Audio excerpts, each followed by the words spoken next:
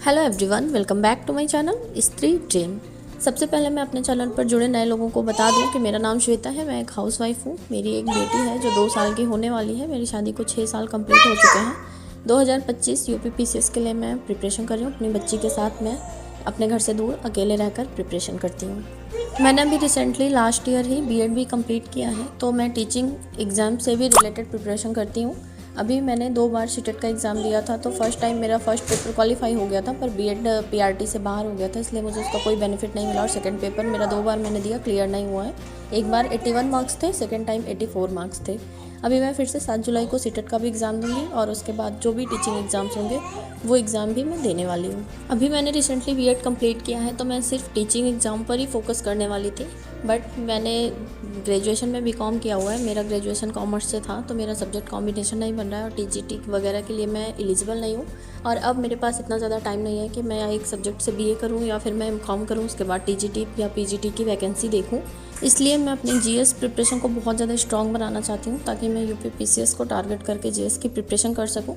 साथ में अगर बीईओ की वैकेंसी आती है तो मैं उसके लिए भी एलिजिबल हूँ, तो उसको भी अप्लाई करूँगी। और मैंने अभी रिसेंटली जो आरओ का एग्ज़ाम हुआ था, तो उसको मैंने अप्लाई किया था, बट मैं किसी कारणवश पेपर नहीं दे पाई थी। अगर वो एग्ज़ाम भी फिर से रिकंडक्ट होता है तो मैं वो एग्ज़ाम भी दूँगी। मैंने अपने घर से 1 साल का टाइम लिया है। मैं यहाँ पर अपनी बच्ची के साथ अकेले रहती हूँ और प्रिपरेशन कर रही हूँ। 1 महीने मुझे समथिंग होने वाले हैं और मैं अभी पीछे तो टाइम टेबल फिक्स कर पढ़ना चाहती थी, बट बच्चे के साथ टाइम टेबल फिक्स नहीं हो सकता है। इसलिए अभी मैं मंथली टारगेट लेकर पढ़ाई अपनी स्टार्ट की हूँ। अभी मैं अप्रैल के महीने में सीटेट के लिए जो भी मैराथन क्लासेस हैं सनी सर की, वो सारी क्लासेस कंप्लीट करने वाली हूँ। उसके बाद मैं प्रैक्टिस सेट लगाना स्टार्ट कर दूँगी। और यूपीपीसीएस के लिए मैं अभी इसी मंथ स्पेक्ट्रम पढ़ना स्टार्ट की हूँ, तो अप्रैल महीने में मुझे ये बुक कंप्लीट करनी है। मैंने बैच भी परचेज़ कर रखा है। मैंने सीटेट के लिए सचिन अकेडमी पर बैच परचेज़ कर रखा है और मैंने जीएस फाउंडेशन कोर्स अपनी पाठशाला ऐप पर अंकित अवस्थी सर का जीएस फाउंडेशन का कोर्स चलता है, वो भी मैंने 1 साल पहले परचेज़ किया था। अभी मेरी उसकी वैलिडिटी एक्सपायर होने वाली है, बट मैं वहीं से क्लासेस करती हूँ। अगर वहाँ पर मेरी क्लासेस और बढ़ा दी जाती हैं ड्यूरेशन, क्योंकि मैंने कंप्लीट नहीं किया, तो ठीक है। अदरवाइज़ आप लोग मुझे सजेस्ट कीजिएगा कि मुझे जीएस के लिए कहाँ से क्लासेस परचेज़ करनी चाहिए।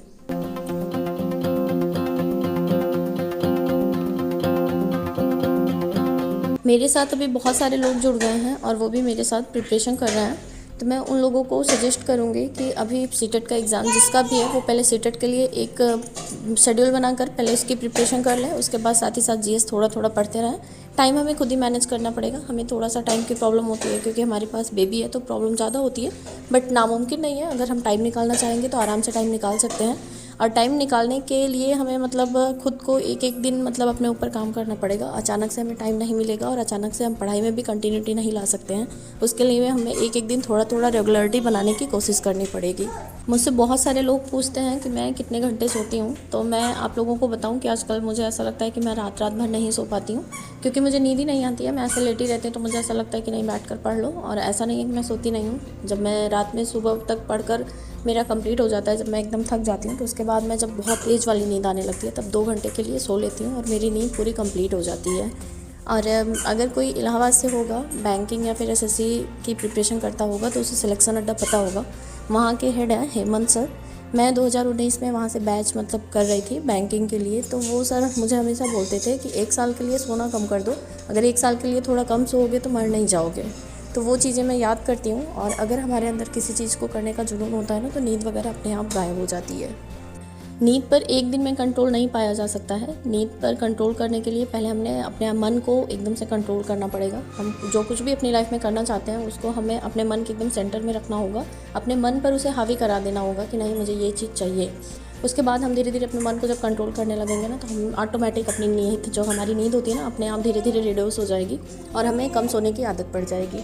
मैं अपना बताऊँ तो मुझे वैसे भी 11:30-12 ऐसे बज जाते हैं सोने में, तो 1-2 घंटे के लिए मैं लेटी रहती हूँ। पर कभी कभी होता है सर्विस हो जाती है। अदरवाइज जिसके बच्चे होंगे उनको पता होगा, तो बच्चे कभी कभी सो जाते हैं गहरी नींद में और कभी कभी इधर उधर जैसे उलझन में रहते हैं, तो फिर प्रॉपर नींद वैसे भी नहीं हो पाती है। और फिर जब मैं जगती रहती हूँ 2 बजे 2:30 बजे, फिर मैं उठकर बैठ जाती हूँ पढ़ाई करने के लिए।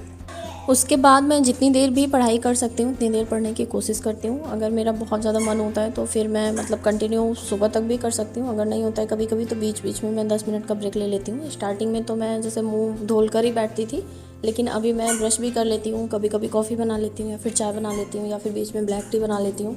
तो ऐसा नहीं है चाय या कॉफ़ी पीने के बाद नींद चली जाती है। जब हम अपनी जगह से उठ कर जाते हैं चाय बनाने के लिए या फिर कॉफ़ी बनाने के लिए, तो हमारी बॉडी थोड़ी सी एक्टिविटी करती है और उसकी वजह से हमारी नींद थोड़ी सी गायब हो जाती है। और फिर से वही अपने मन को हमें दिखाना होगा कि हम किस चीज़ के लिए उठे थे, तो फिर हमें नींद दोबारा से नहीं आएगी।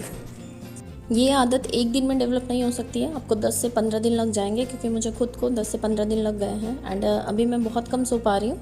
शायद आप लोगों को मेरे फेस से भी पता चलता होगा। एंड बहुत सारे लोग मुझे कमेंट भी कर रहे हैं मुझे डार्क सर्कल हो गए हैं। मुझे इन सब चीज़ों से बिल्कुल भी फ़र्क नहीं पड़ रहा है, क्योंकि मैं सही बताऊँ तो मैं जब से यहाँ आई हूँ 1 महीने कंप्लीट होने वाला है, अभी तक मैंने शीशा ही नहीं ख़रीदा है अपना फेस देखने के लिए। तो ये सब मेरे लिए नेसेसरी नहीं है, मेरे लिए अभी नेसेसरी जॉब है। तो मेरा पूरा फोकस मेरी जॉब पर है। जब जॉब हो जाएगी तो उसके बाद सारी चीज़ें अपने आप ठीक हो जाएंगी। मैं अपना यहाँ पर ज़्यादा से ज़्यादा टाइम सेव करने की कोशिश करती हूँ, क्योंकि मुझे पता है कि मैं यहाँ पर सिर्फ पढ़ाई करने के लिए आई हूँ। तो ज़्यादा से ज़्यादा फोकस मैं पढ़ाई पर ही करने का ट्राई करती हूँ। मैं खाने वगैरह में भी बहुत ज़्यादा कुछ बनाने के चक्कर में नहीं पड़ती हूँ। पीछे तो मैं बना भी लेती थी, अभी एक टाइम मैं दाल रोटी बना लेती हूँ। मेरी बेटी के लिए मुझे दाल रोटी बनाना ही होता है। मैं भी दाल रोटी खा लेती हूँ, शाम के टाइम चावल बना लिया, दाल बचा रहता है, या फिर सब्ज़ी चावल बना लिया, या फिर रोटी बची है चाय रोटी खा लिया। तो इसी तरह से मैं अपना काम चला लेती हूँ। आज भी मैंने दाल रोटी बना लिया था, पर आज सहजन आया था तो मेरे हस्बैंड हमेशा पूछते रहते हैं अगर सहजन आता है। मेरे पैरों में एक्चुअली दर्द हो रहा है, तो फिर मैंने बस जस्ट ऐसे ही ले लिया था। तो मैं यहाँ पर सहजन की सब्ज़ी बना रही थी, तो मैंने सोचा आप लोगों के साथ भी शेयर कर दूँ। वैसे मैं सहजन की सब्ज़ी ऐसे बनाती नहीं हूँ जैसे यहाँ पर बनाई, क्योंकि मैं कच्चे सरसों को पीस कर लहसुन और अदरक हरी मिर्ची उस तरह से बनाती हूँ सहजन की सब्ज़ी। बट यहाँ पर मेरे पास मिक्सर नहीं है, इसलिए मैं इस तरह से बना रही हूँ और आप सभी के साथ शेयर कर रही हूँ। मैंने यहाँ पर सहजन को अच्छे से धुल लिया था, उसके बाद 2-2 इंच के टुकड़े में काट लिया था और 2 आलू लंबे लंबे टुकड़ों में काट लिया था। थोड़ा सा तेल डालकर जीरा डालकर सहजन और आलू को फ्राई कर लिया था, हल्का नमक भी डाल दिया था। उसके बाद 2 प्याज लिया था छोटी साइज़ की, उसको भी छोटे छोटे काट लिया था। और फ्राई करने के बाद जो तेल बचा था उसी में थोड़ा सा और तेल डालकर प्याज को फ्राई कर लिया था। उसके बाद मैंने टमाटर, अदरक, लहसुन और हरी मिर्ची को चॉपर में चॉप कर लिया था, उसको डालकर अच्छे से भून लिया था।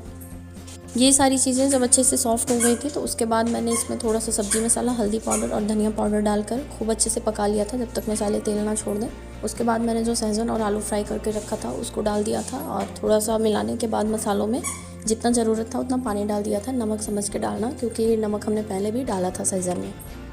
उसके बाद स्लो टू मीडियम फ्लेम पर हमको ग्रेवी को पका लेना है। और मैंने टमाटर पूरा डाल दिया था। एक सब्ज़ी मेरी थोड़ी थी तो सब्ज़ी थोड़ी खट्टी हो गई थी। अगर आप लोग भी बनाएंगे तो टमाटर को अपने हिसाब से समझ कर डालिएगा।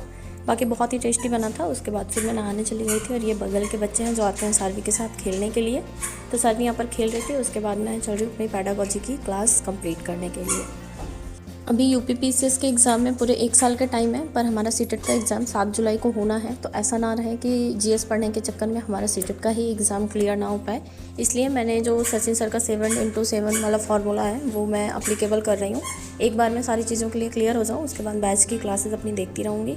और मैं आप सभी के साथ नोट शेयर करती थी, पर अब मैं अपना टाइम सेव करना चाहती हूँ। मैं जो भी बनाऊँगी वो शेयर करूँगी, और मैं नहीं लिखूँगी तो उसके लिए मैं सॉरी चाहती हूँ, क्योंकि मैं लिखने बैठती हूँ तो मेरी बेटी कभी कभी ख़राब कर देती है नोट्स, इसलिए मैं प्रेफर कर रही हूँ कि मैं PDF ही निकलवा ले रही हूँ। आज मैं सचिन सर की संपूर्ण पेडागोजी वाली ओल्ड क्लासेस देख रही हूँ, जो लगभग 2 साल पहले की है, और अभी ये मैं देखकर कंप्लीट कर लूँगी। उसके बाद जो हमारा लेटेस्ट पेडागोजी वाली क्लास है सचिन सर की, जो जनवरी के लिए सर ने बनाई थी, उसको भी मैं आज ये सारी क्लासेस कंप्लीट कर लूँगी, तो कल उसको भी कंप्लीट करूँगी। उसके बाद से मैं प्रैक्टिस सेट लगाना स्टार्ट करूँगी। मैंने अपने कम्युनिटी पर वो शेयर भी कर दिया है कैसे सर ने फॉलो करने के लिए बताया, तो आप लोग कम्युनिटी पर जाकर एक बार वो विजिट कर सकते हैं। बाकी आज के लिए बस इतना ही। मिलती हूँ फिर कल एक नए वीडियो ब्लॉग के साथ। तब तक के लिए बाय बाय।